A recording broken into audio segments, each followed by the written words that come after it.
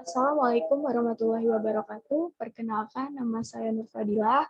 Nomor induk mahasiswa 190431117. Saya berasal dari jurusan akuntansi Fakultas Ekonomi Universitas Negeri Padang. Baiklah, di sini saya akan menjelaskan beberapa soal mengenai sistem informasi manajemen. Untuk soal yang pertama ini bersumber dari buku Balzan. Soal pertama yaitu define decision super system and group decision super system and describe the role they play in a business. Jadi kita disuruh tentukan sistem pendukung keputusan dan sistem pendukung keputusan kelompok dan jelaskan peran yang mereka mainkan dalam bisnis. Jadi, sistem pendukung keputusan ini memberikan bantuan dalam evaluasi dan memilih di antara tindakan yang berbeda menggunakan OLAP, manipulasi informasi untuk menciptakan intelijen bisnis dalam mendukung pengambilan keputusan strategis. Ia membantu pengambilan keputusan non-rutin di tingkat manajerial tinggi. Peran utamanya dalam bisnis adalah untuk memeriksa dan memanipulasi sejumlah besar data dari berbagai sumber internal dan eksternal.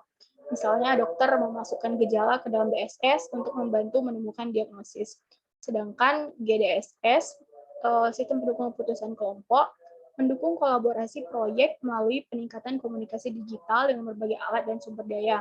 Jenis program ini digunakan bisnis untuk mendukung proyek khusus yang memerlukan kerja kelompok, masukan ke grup, dan berbagai jenis protokol rapat.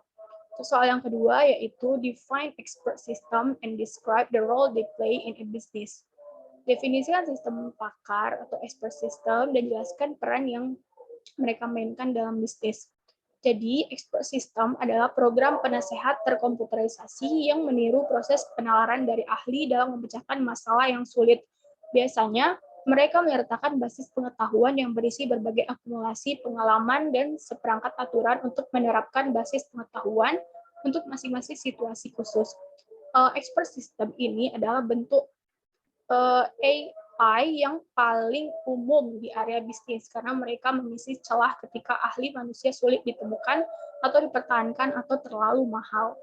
Soal yang ketiga, how can a manager use automation, streamlining, and business process reengineering to gain operational efficiency and effectiveness? Jadi, bagaimana seorang manajer itu dapat menggunakan otomatisasi, perampingan, dan rekayasa ulang proses bisnis untuk mendapatkan efisiensi dan efektivitas operasional. Jadi, otomatisasi adalah proses komputerisasi tugas-tugas manual yang membuatnya lebih efektif dan efisien, sekaligus menurunkan biaya operasional, yaitu sistem pemrosesan transaksi dan penggajian.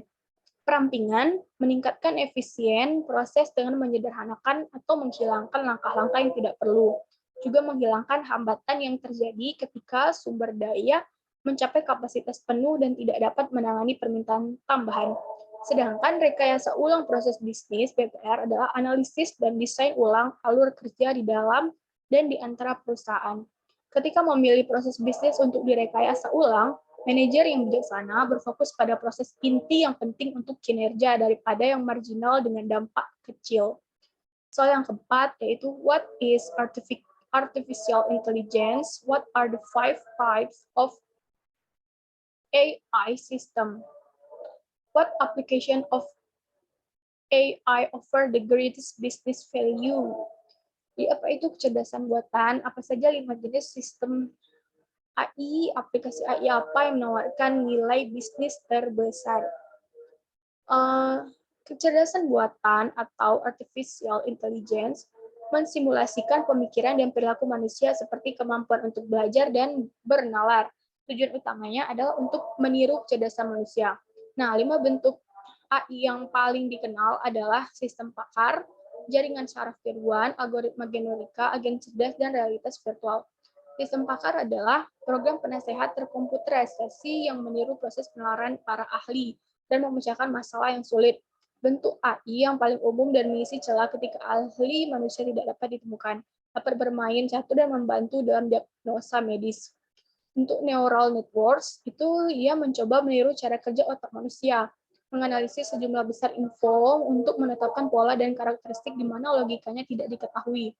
Industri keuangan berpengalaman dan menggunakan jenis AI ini. Untuk algoritma genetika adalah sistem AI yang meniru proses evolusioner survival of the fittest untuk menghasilkan solusi yang semakin baik untuk suatu masalah. Pada dasarnya, sistem yang mengoptimalkan mutasi adalah proses pengujian kombinasi acak, mengevaluasi keberhasilan atau kegagalan terbaik di mana ada ribuan atau jutaan kemungkinan solusi untuk suatu masalah. Agen cerdas. Agen cerdas ini adalah tujuan khusus sistem informasi berbasis pengetahuan yang menyelesaikan tugas-tugas tertentu atas nama penggunanya. Biasanya memiliki representasi grafis, yaitu bot belanja, dapat mempelajari informasi pesaing yang ingin dilacak pengguna, terus-menerus memindai web untuk mencarinya, dan memperingatkan pengguna saat terjadi efek yang signifikan. Yang terakhir itu virtual reality. Virtual reality ini adalah lingkungan simulasi komputer yang dapat berupa simulasi dunia nyata atau dunia imajiner, yaitu operasi virtual.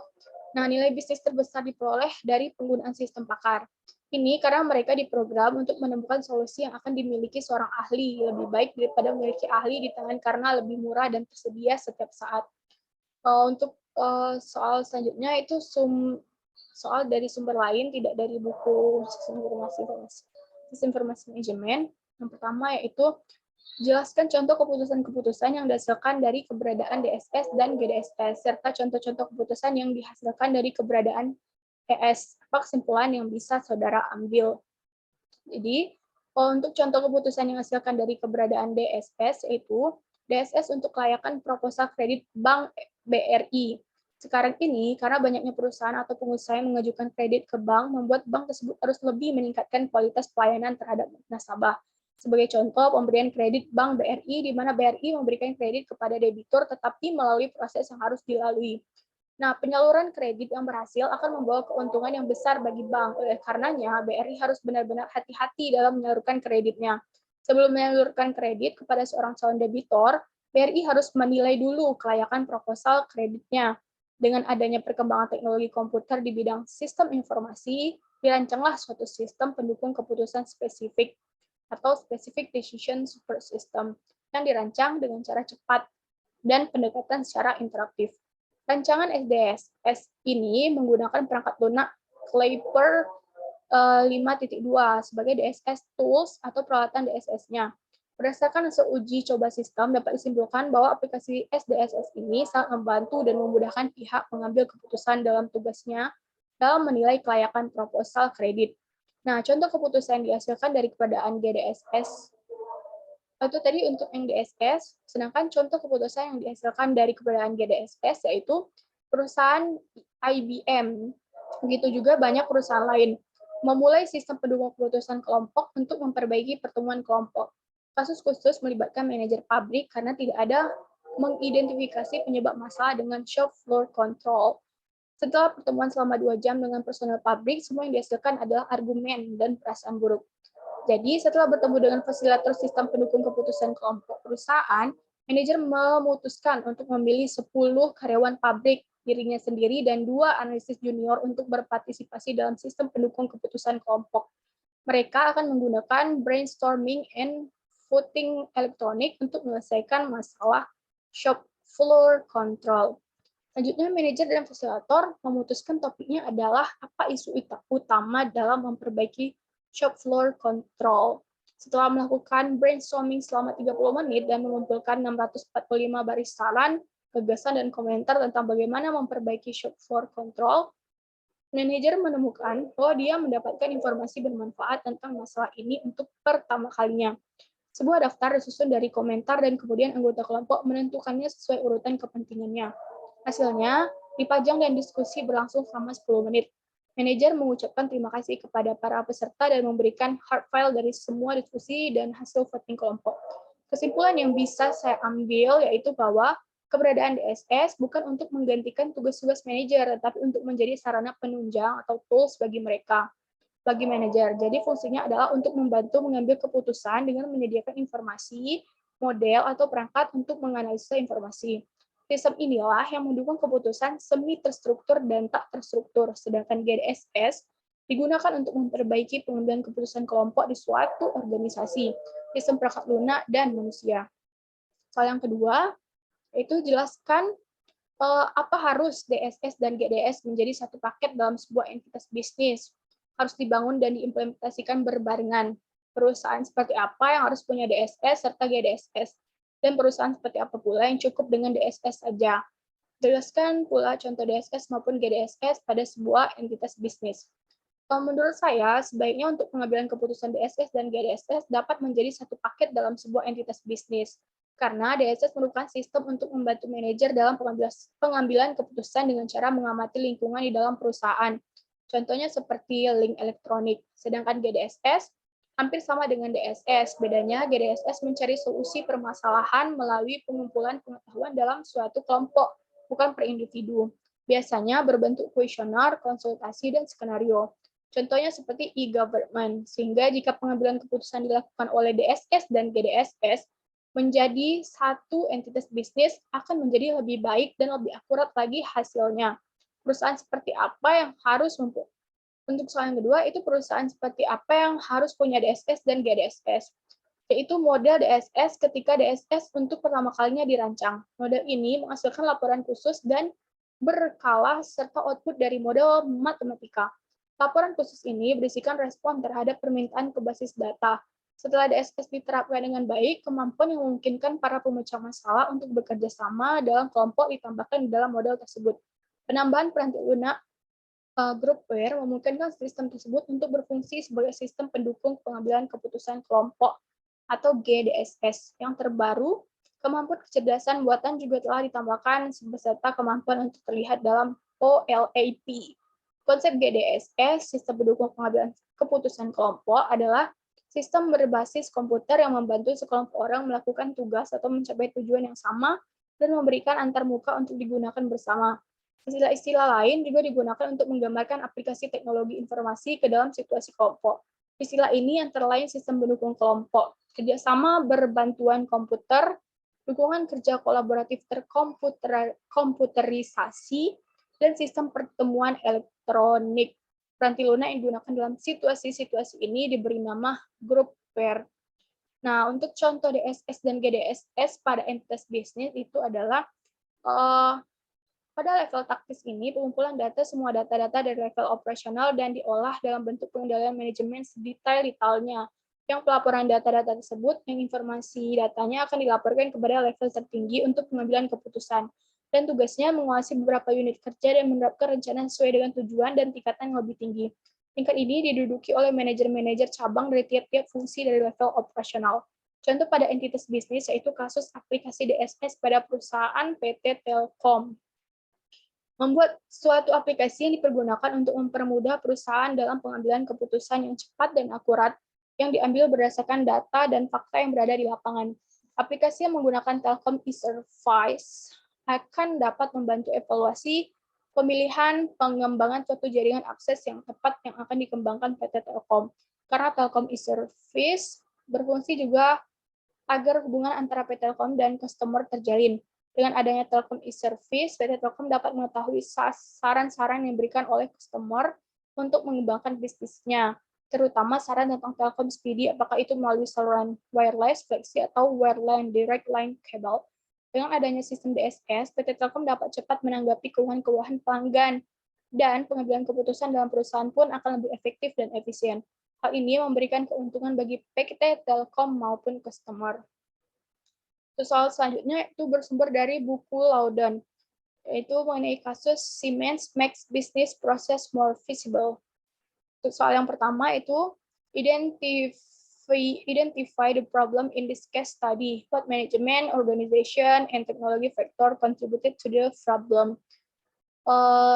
Siemens harus mengelola proses bisnis secara manual. Supervisor individu bertanggung jawab untuk proses tertentu.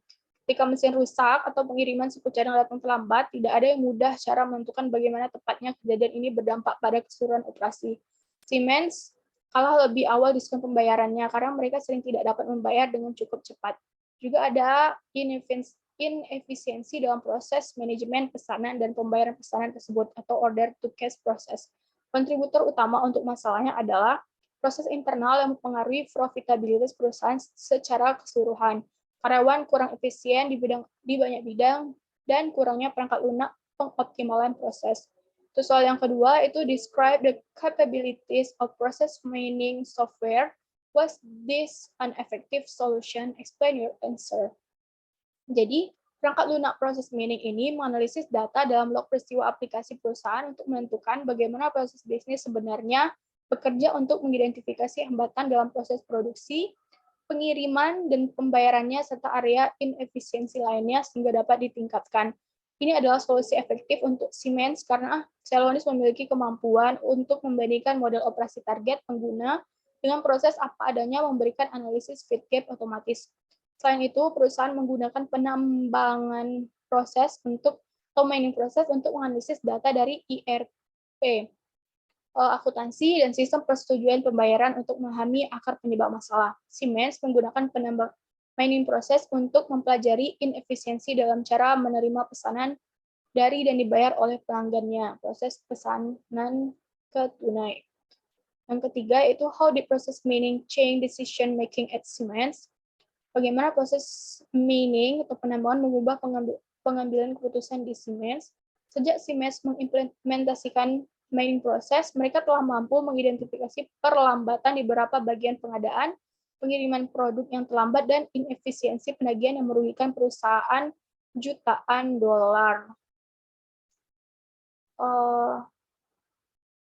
Soal yang keempat,